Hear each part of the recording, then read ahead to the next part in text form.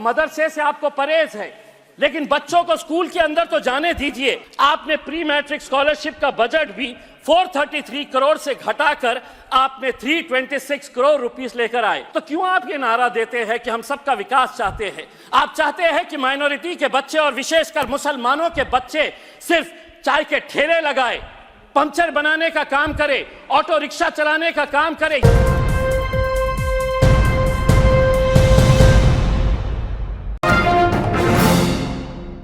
विकास के बारे में ये सरकार क्या क्या कितना अच्छा काम कर रही है, ये बार बार अपनी पीठ थपथपाने वालों के लिए मैं अपना कबूलनामा पेश करने के लिए आया हूँ। ये फाइनेंस मिनिस्टर निर्मला सीतारमण की बजट स्पीच है सर। पेज नंबर 3 के ऊपर 6 नंबर पॉइंट है, सिर्फ 2 लाइन पढ़ता हूँ। यानी कि सरकार खुद मान रही है कि 140 करोड़ की आबादी के अंदर 80 करोड़ लोगों को हम मुफ्त राशन देने का काम कर रहे हैं। ये आपका विकास है। आपने खुद ने कबूला है 10 साल की आपकी उपलब्धि क्या है, तो आप 80 करोड़ लोगों को मुफ्त राशन देने का काम कर रहे हैं। ये फाइनेंस मिनिस्टर ने खुद अपने बजट स्पीच के अंदर कहा है। उसके बाद उन्होंने कहा है हमने 25 करोड़ लोगों को गरीबी रेखा से ऊपर उठाया है। मल्टी डायमेंशनल पॉवर्टी क्या होती है ये फाइनेंस मिनिस्टर ने हमको बताना चाहिए। यानी कि 80 करोड़ को मुफ्त राशन दे रहे थे, 25 करोड़ को आपने गरीबी रेखा के ऊपर उठाए हैं। 10 साल के अंदर 105 करोड़ लोग यानी कि गरीब थे, ये आप मान रहे हैं। यह आपकी 10 साल की उपलब्धि है।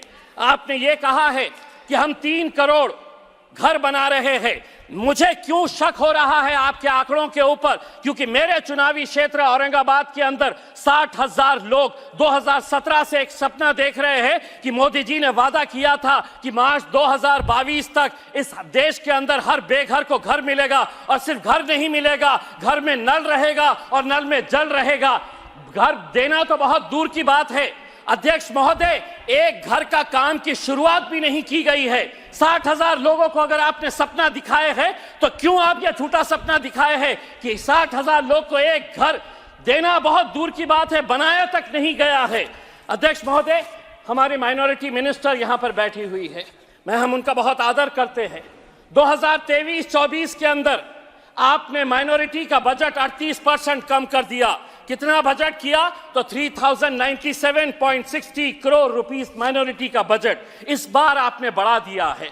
लेकिन हम आपसे पूछना चाहते हैं कि पिछले साल का जो बजट था उसके अंदर खर्च कितना किया गया है, ये आंकड़े भी आप दिखाया करिएगा, क्योंकि बजट अनाउंस तो किया जाता है लेकिन खर्च नहीं किया जाता है। आप मदरसों का बजट घटा दिए हैं और आपने प्री मैट्रिक स्कॉलरशिप यानी कि आपने मदरसे से आपको परहेज है, लेकिन बच्चों को स्कूल के अंदर तो जाने दीजिए। आपने प्री मैट्रिक स्कॉलरशिप का बजट भी 433 करोड़ से घटाकर आपने 326 करोड़ रुपीस लेकर आए। तो क्यों आप ये नारा देते हैं कि हम सबका विकास चाहते हैं? आप चाहते हैं कि माइनॉरिटी के बच्चे और विशेषकर मुसलमानों के बच्चे सिर्फ चाय के ठेले लगाए, पंचर बनाने का काम करे, ऑटो रिक्शा चलाने का काम करे, यही काम करे। वरना जस्टिफाई करिए कि आप इतनी बड़ी जो मेजॉरिटी है माइनॉरिटी के अंदर की, उनका बजट हर 5 साल के बाद कैसे कम कर रहे हैं आप? क्या वजह है, क्यों आप इसका बजट कम कर रहे हैं? EPS 95 क्या आता है? 78 लाख जो पेंशनर्स है, 1000, 1500, 2000, आपने भी यह मुद्दा उठाया है कई मर्तबा, उन्हें एक बार फिर मायूस किया गया है। दूसरी बात, आशा वर्कर्स, आंगनवाड़ी वर्कर्स, ये हर कुछ महीनों के बाद आंदोलन करते हैं।